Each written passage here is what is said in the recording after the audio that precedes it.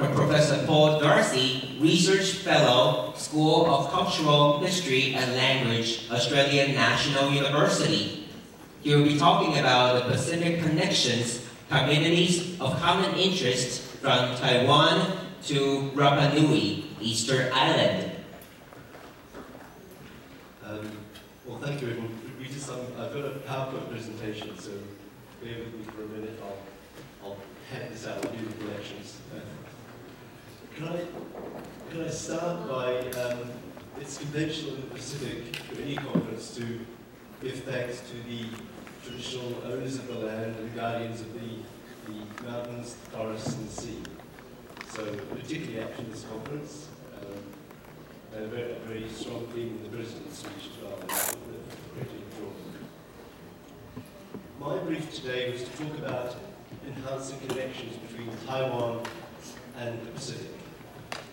Whereas I put in one of the PowerPoints, Taiwan and other Pacific islands. Because Taiwan is in a unique position. So often in the outside world, it is said to be part of the Asian world. But it is also part of the Pacific. It forms a boundary. And that places it uniquely to contribute to both cultural regions.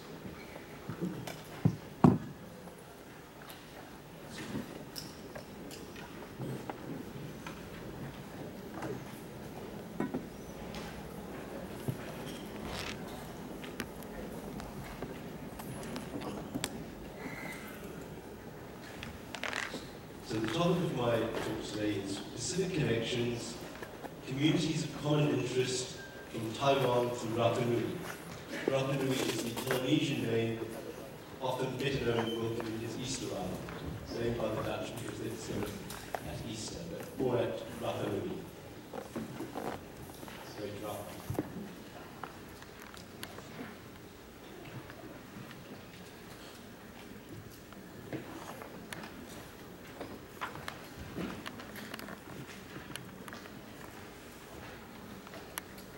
So I'm going to talk for about half an hour today, just strike the theme. The full paper is in the conference proceedings, if anyone wants to follow up any of these themes.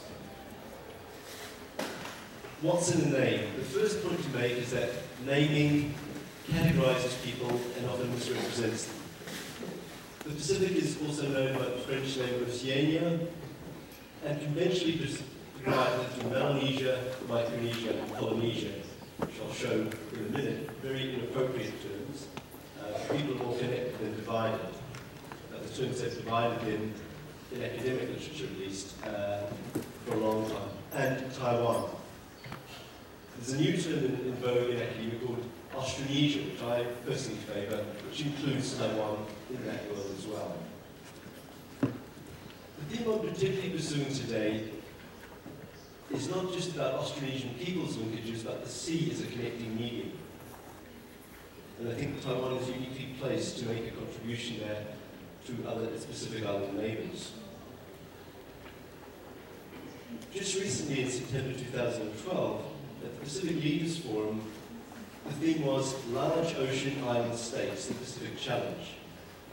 Very appropriately says, the sea, more than anywhere else in the world, matters to Pacific Islanders. It's part of their identity, it's part of their economic future, it's part of their culture. To reinforce that point, just recently, our closest, Taiwan's closest neighbours, the Micronesian countries in the Northwest Pacific, recently created the largest marine sanctuary in the world. Again, I'll show you in a slide in a minute. 5 million square kilometres. No sharks will be taken there until the shark population recovers. Interestingly, Taiwan is one of the distant water fishing nations, one of the Pacific Rim nations that fishes the Pacific. It's one of the largest fishes, but it also was the first distant water fishing nation to follow up on this Pacific Island initiative by banning shark finning. It's not the full set of shark banning, but it's the first, and it's a very welcome initiative that has been commented on very favorably in the Pacific. Okay, just to show you misrepresentations, I talked about Melanesia, Micronesia, and Polynesia. Most maps of the Pacific show this. Taiwan, not on the map. That is starting to change. We're now starting to make maps of the ANU that include the wider Pacific, that include China, Taiwan, Philippines, all of which have legitimate claims in the two areas of common interest in the Pacific. Next slide. The reason I'm dealing with the sea is this is half of the globe. If you center it on the Pacific, it's blue. Half of the globe is the ocean. And the Guardians are all mainly Austronesian-speaking people, some Papuan-speaking peoples from Melanesia.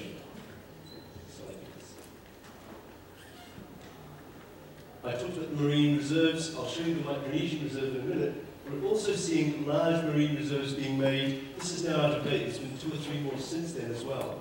Huge chunks of the Pacific Ocean within exclusive economic zones are being reserved to allow fish species to recover. The Pacific is leading the world in this, and I think again there is a role for Taiwan here as well. Next slide, please. Sorry, one more. Okay. Here is the Micronesian shark sanctuary. So all the nations mentioned here have unified and formed this large shark sanctuary. You see Taiwan at the top of the map. So again, a more welcome representation of the Micronesian. Okay, next one. So summarise what I'm going to talk about now for the next 20 minutes or so. There are 3 themes which I think there's already moves underway to engage in partnership, and there's really room here for really accessible, mutually beneficial partnerships to be enhanced. The elephant in the closet, if you like, is China, a large Pacific Rim nation that figures prominently in the foreign relations of both Taiwan and the Pacific Islands. But I think that needs to be put aside because there are very real and urgent needs amongst Pacific Island nations, and I include Taiwan, where we can, in the field of environment and education, we move forward rapidly and very progressively and positively. The first is collaborative teaching and research on shared cultural heritage of Austronesian peoples. And I'll talk about some very exciting initiatives that happened just last week on that. Taiwan is a world leader in the forms of sustainable energy and high technology. I think that has a role for research and policy on sustainable islands and sustainable seas.